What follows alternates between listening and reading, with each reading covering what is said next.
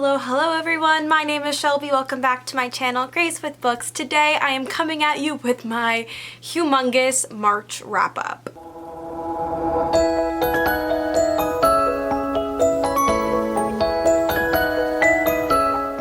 Also coming at you live from a different view of my bedroom. I just felt like sitting on my bed today rather than on the floor by my bookshelf. So this is a new view of my bedroom. I hope you like it, I guess. I don't know, maybe I probably won't be here permanently. I like to switch. I like to keep things fresh. So I don't know, let me know if you like this angle better. The reason we are here today is to discuss all the books that I read in March, which were a lot because I had a lot of free time this March and I got a good chunk of my TBR read, which is amazing, and I can't wait to share them with you. I read a total of 10 books in March, which was super cool. I read 2 plays, 2 contemporaries, 5 fantasy young adults, and 1 adult fantasy. So a wide range of things were read this month, and I'm really excited to share my thoughts with you. In terms of how well the reading month went, I think it went pretty well. I really enjoyed most of the books that I've read this month, which is always a positive. I don't really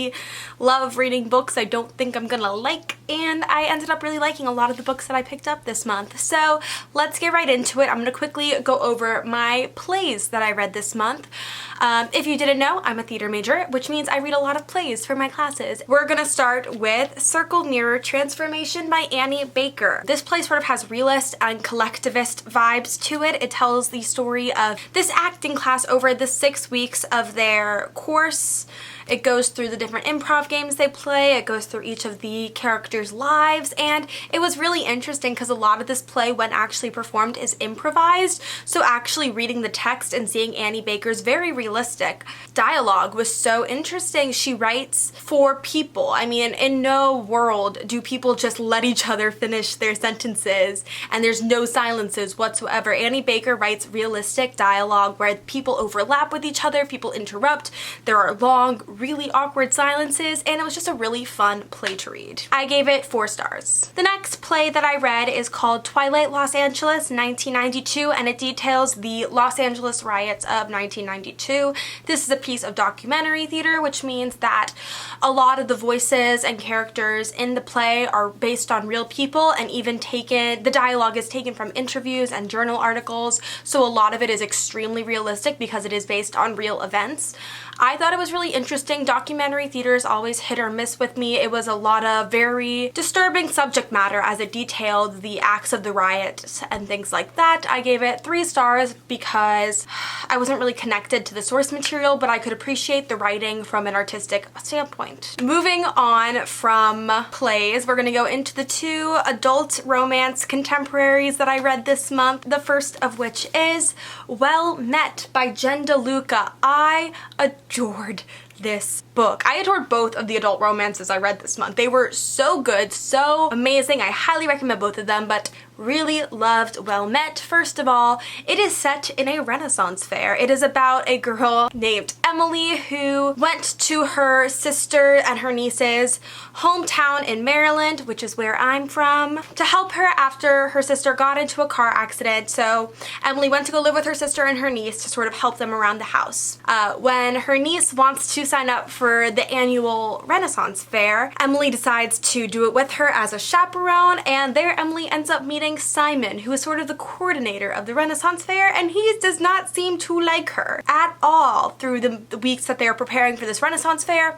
But once the Ren fair actually begins, he takes on this whole different character, and she can't tell what is real and what is fake. It is so much fun. All I want to do right now is sign up for a Renaissance fair and be a bar wench and find love. Like that's the dream. And it was just so funny, and honestly just gave me a freaking love of Renaissance fairs, and I can't wait for the season to be upon us again and for the day when we can leave our houses and go to a different era where you can enjoy the simpler things in life like shirtless Scotsmen and pirates. I gave Well Met 5 stars. It was a nice, fun, easy read. There was really good plot development and character development, and I just loved every second of it. You're gonna see there were a lot of 5-star reads this month. I was just in a good reading mood. And the next adult contemporary romance I read was The Bromance Book Club by Lyssa Kay Adams, you guys. I loved this book. And I am requiring any future partner of mine to read it before we get serious because it just has some really good messages in there about communication and respecting your partner and things like that. This book tells the story of a Nashville baseball player named Gavin who is not in a great place with his wife. They're on the rocks. She has asked for a divorce and he is sort of going in this downward spiral. His teammates see him struggling, so they invite him to their super secret book club. The first rule of book club is you don't talk about book club. In this book club where all of these macho Nashville players come to meet and they read romance novels to help improve their relationships and themselves. Gavin is super skeptical of this process at first, but as he reads Courting the Countess, he realizes different ways that he can improve on being a husband and tries to repair their relationship. I'm not a huge fan of second chance romance. I all the time obviously don't think it's realistic, and sometimes things are broken, you just don't want to fix them. But I think Lyssa Kay Adams did a really great job of making the progress in their relationship believable. It was so lovely. I loved seeing Gavin as a father. I loved seeing him as a teammate, as a friend, as a husband. I loved seeing his development throughout the book. I also thought that his wife had some really amazing moments. She was such a strong character in herself. This is dual point of view, so you get some chapters from Gavin, some chapters from the wife, who for the life of me I can't remember the name of. Thea. Her name is Thea. And I overall just really enjoyed this book. Plus the book that the Bromance Book Club is reading, which is called Courting the Countess, Lyssa actually has chapters from that book in this book, so you can sort of read along with Gavin. And it was well executed, 5 stars. Next, we are going to move into the young adult fantasy sci-fi section of this review. I read a lot because, well, I'm me. I can't change, and that's what I love. The first book we are going to start with is The Shadows Between Us by Tricia Levenseller. I do physically own this book. It's just still in my dorm at school and I can't go and get my stuff right now, so the image will have to do. First off, I didn't realize this was a standalone until the very end, but I think it was done really well. I think that some fantasy standalones really are just hit or miss. For example, if you look at Margaret Rogerson's 2 standalones, An Enchantment of Ravens and Sorcery of Thorns, I really enjoyed Sorcery of Thorns. I hated An Enchantment of Ravens, but thankfully Tricia Levenseller's Shadows Between Us fell on the more positive side of things. This is a pure Slytherin romance for all of you anti-hero fans out there. It tells the story of a girl named Alessandra who is the second daughter of a duke or a lord. And being the second daughter, that means that her father has primarily been concerned with her older sister all of her life, and she's sort of been kept in the shadows. But Alessandra has a plan to gain power and influence, to woo the Shadow King, this mysteriously powered king, marry said Shadow King, and kill said Shadow King and take the kingdom for herself. Yes, she's vicious. But as she comes to meet and know the Shadow King, she realizes she is not the only one gunning for him. And now she is in this position where she has to keep him safe so she can kill him later. This was just brilliantly done. I loved Alessandra through all her faults. I just really enjoyed her as a character. I thought she was very headstrong and very ruthless, and I think that despite being ruthless, she was still able to make some quality female friendships in the book, which was really nice to see. And I think that just the entire world and story was just so well done, well plotted. I think that it worked as a standalone, and I feel very happy with the ending of it. I do wish it was longer because I really enjoyed the book. I wish it had more to it. I wish there was a series. I think it would be really interesting as a series, but I understand why the author chose to do it in a standalone, and as I said, it still worked. But yeah, I just overall really enjoyed the book. I think Alessandra also had some really great character development through the book, going from someone who just wanted power for herself to realizing what she really wanted was equal rights, and it was just really great, and I really enjoyed it, and I gave it 4 stars. just because I do wish there had been some sort of epilogue or wrap up to the book and having it not just end at the end. The next book that I read this month was Havenfall by Sarah Holland. I got this book as an ARC through NetGalley, and I did not finish it in time for its release, but I did finish it, and I gave it 3 stars. I loved the world of Havenfall. I thought it was so interesting that you have this hotel, this inn at the center of worlds, this one inn where that connects these different dimensions together, and every year there's like a summit where all the leaders from these different worlds come together to agree upon a peace. Our main character is a girl who has grown up every summer at this inn, and she hopes to one day take it over from her uncle, but when her uncle becomes indisposed and tragedy and murder strikes the inn, she is forced in charge and has to basically save all these people. As I said, I absolutely loved the world and the storytelling. I just wish the plot had been a little clearer. I think a lot of things were happening at once. I think that some of the reveals weren't that reveal-y, and I guessed them pretty quickly, and from what I could tell from other reviews, other people did too, but I really loved the setting and the world building, and that is probably the reason I gave it 3 stars instead of 2 stars, and it is also probably the reason I will pick up the next book, because I just absolutely fell in love with the setting of the book. So if you're gonna read Havenfall, that is a reason to do so. Next up, I read Starsight by Brandon Sanderson. This is the second book in the Skyward series by him. It continues Spensa's story. Spensa lives with basically the remnants of humanity on this planet, and they are systematically attacked by this unknown alien force, and all Spensa has wanted to do her entire life is become a pilot to fight this alien force, but her father ran away during a battle and got branded as a traitor, therefore she is a traitor by association, so she really had to struggle to get into that flight school and to prove herself. And this book took that world that we got in Skyward and blew it wide open. We were exposed to an entire universe, and it was so well done. Brandon Sanderson was just really great at introducing us to different alien species, and in the first book we were taught like these aliens are bad, but in Starsight we're like, okay, but they're still people of a sort, and he just really expanded our minds through this book, and I think the reveals were really great and shocking. I'm just so excited to see what he has in store for the 3rd book. I gave this book 4 stars. Next up, I know there's so many books on this list. Next up, I did a buddy read. I read 3 Dark Crowns with Delancey from Reading BRB. I'll link her channel down below, and I really enjoyed this book. We did check-ins every single week, and it was just so much fun reading with someone and bouncing ideas off of them. I know, so late to this fandom, but really happy that I finally read it because I really loved the world of Fenburn.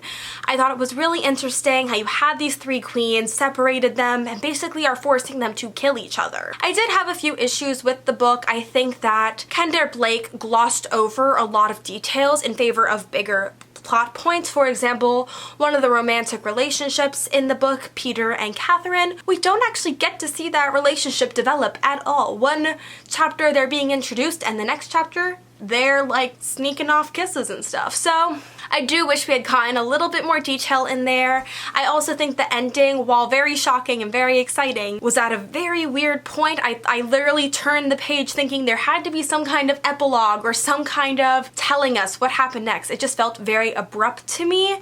But nevertheless, in love of the characters, in love of the world, I gave this 4 stars. Sorry, my battery ran out. Okay, we're back. The next book I'm going to talk about is Ember Queen by Laura Sebastian, which is the final book in the Ash Princess trilogy. The Ash Princess trilogy tells the story about a girl named Theodosia who, after this conquering nation takes over her kingdom and kills her mother, she is taken into captivity and is sort of used as a symbol for her people to obey their new masters. After years of being tormented, Theodosia decides she has had enough and decides to rise up, rally her people, and take back the kingdom. This is sort of the finale of all of those events. I have really enjoyed this series. I really wish it was talked about more because I think it is a really great example of feminism and strong female characters. I just really loved the storytelling in this book. I think it was at a really good pace. One thing that I really enjoyed through Laura's storytelling is that one of the main villains in this series is someone who Theo grew up with and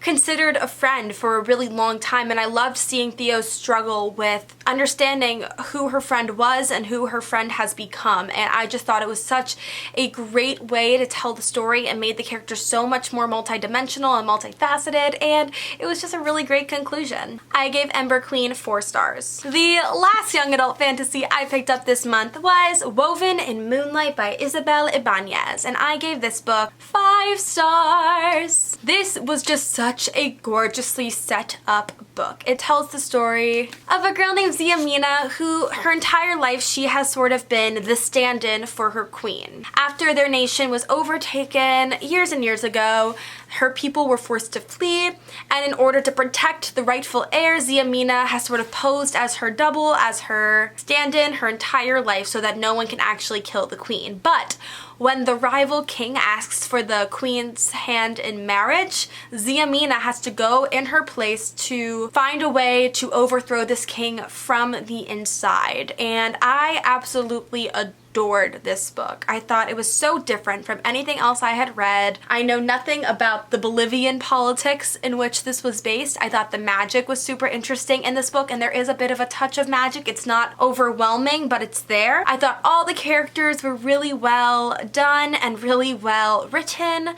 and the overall plot just made me super happy. So this was just a nice light fantasy read that I really enjoyed. The last book that I read in March, and it's a big one, was House of Earth and Blood by Sarah J. Maas, which is her new adult fantasy series. Oh my goodness. This is so long. It is 804 pages. It is over 90 chapters, and it took a while for me to read, but I did it, and I loved it.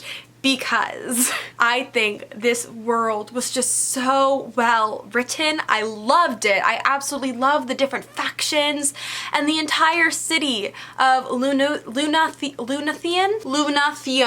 aka Crescent City. Lots of names for the city. The politics and the hierarchies were super interesting, and I just fell in love with the world building. And I also fell in love with our main character, Bryce. Bryce is half human, half fae, and this book starts about 2 years in the past when Bryce finds out someone she absolutely loves was murdered, and Bryce sort of retreats into herself, and the story picks up 2 years after that when these same type of murders start happening again, and Bryce is called in to help with the investigation because she's the only one who's sort of seen the mysterious thing that attacked her friend. So she is teamed up with this fallen angel named Hunt, and they have to basically scour the city looking for clues as to who is perpetrating these murders. So it's a bit of a murder mystery. It has some political intrigue, some romance. I was expecting more romance. I was told this was like super steamy, and we got like one steamy thing and that was it, so I was a little disappointed in that regard. But nevertheless, I really enjoyed that Sarah J. Maas took time to develop these characters throughout this book.